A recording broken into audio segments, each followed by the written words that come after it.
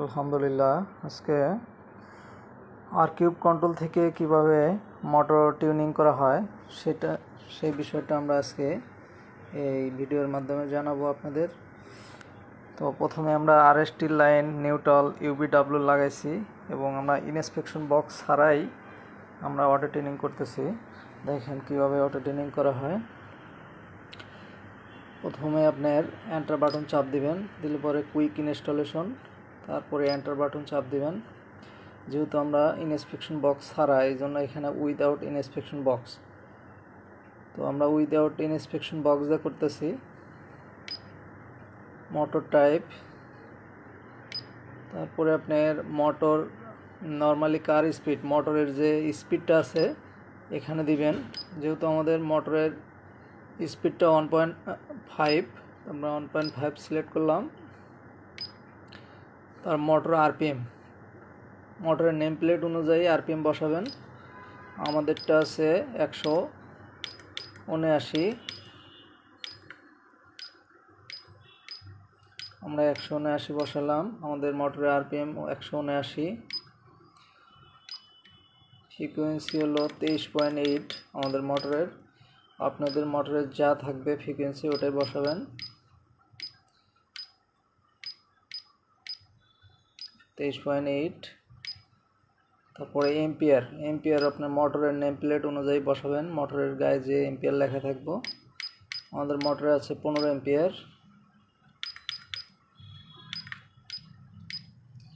15 ampere. Motor voltage 380। আর encoder type যদি 1387 হয় তাহলে সাইন কস 2048, সাইন কস 2048 হবে। আর যদি আপনার 1313 থাকে সেই ক্ষেত্রে আপনার ইনডেট দিতে হবে। ইনডেট 1313 ক্ষেত্রে ইনডেট দিতে হবে। আর 1387 ক্ষেত্রে আপনাকে সাইন কস 2048, সাইন কস 2048 দিতে হবে। Motor direction, maximum high speed, কত স্পিডে চালাবেন সেটা বসাবেন। Shape position, encoder system, number of floor যদি আপনার 10 তলা হয় 10 করবেন। তারপরে স্টার্ট অটো টিউনিং নো আছে, এটারে ইয়েস করতে হবে। তারপরে আপনি লাল বাটনে দুটো চাপ দিবেন। তারপরে আপনি আপ অ্যান্ড ডাউন বাটন একসাথে একটা চাপ দিবেন। এখানে যদি রোপ পরানো থাকে তাহলে উইথ রোপ দিবেন, আর যদি রোপ না থাকে তাহলে নো রোপ দিবেন। আমরা উইথ রোপ দিলাম, এন্টার দিতে হবে। এখন এটা বলতেছে রিকল বাটন। রিকল বাটন হচ্ছে এগুলা, যে কোনো একটা বাটন চাপ দিলে হবে। তো আমরা আপেরটা চাপ দিলাম,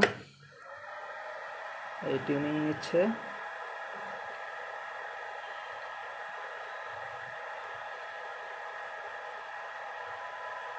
টিউনিং নিচ্ছে, একটু অপেক্ষা করতে হবে, বাটনটা ধরে রাখতে হবে।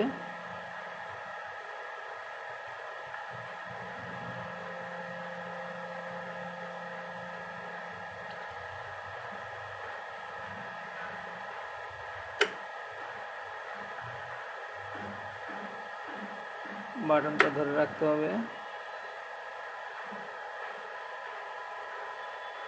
এইভাবে স্টেপ 4, 5 পর্যন্ত উঠবে।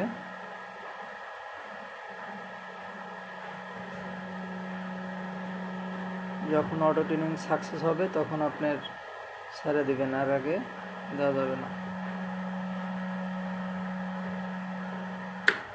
এই যে অটো টিউনিং সাকসেসফুল। আমরা প্রথমে এন্টার দেব। তারপরে আপনাকে করতে হবে টাবেল স্পিড, যেটা আপনার টাবেল স্পিড বলে, এটা আপনার রিকল স্পিডটা কমায় নিতে হবে। প্রথমে 40 স্পিডের সময় আপনি 10 করে নেবেন, পরে আপনি 40 স্পিড হয়ে গেলে তারপরে বাড়ায় দিতে পারবেন। তো আমরা এখন আপ ডাউন করব। এই যে আমার অটো টিউনিং সাকসেস হয়ে গেছে। এই যে আমি আপ ডাউন করতেছি, এই দেখেন মোটর ঘুরতেছে, মোটর ঘুরতেছে। আমরা এখন স্পিডটা বাড়া দিই ছাড়ো, যেহেতু আমরা টাবেল স্পিডে আমরা স্পিড কমা রাখছিলাম। এই যে এখন আমরা বাড়া দেব প্রয়োজন মতো। আমরা 30 করলাম। এই যে